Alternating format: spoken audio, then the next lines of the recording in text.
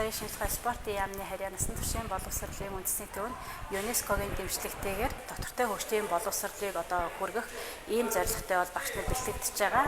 За ногоон хөгжлийн бодлого болон доктортой хөгжлийн бодлогыг одоо аймаг орнуудтай хамгийн түрүүнд хэрэгжүүлсэн Хинтээ аймаг, Архангай аймаг болон бусад одоо 7 аймгийн насан туршийн боловсролын багш нар болон нийслэлийн насан туршийн боловсролын багш нар одоо энэ мастер багшийн сургалтанд бол хамрагдаж байна.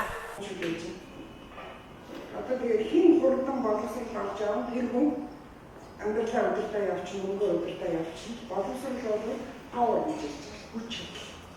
Үйл явц мөн үзэл.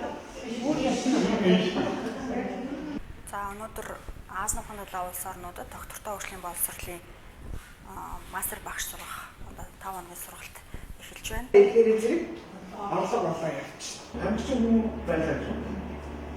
Ихтэй бол цаалж болохгүй. Гэтэ хин хэмжээ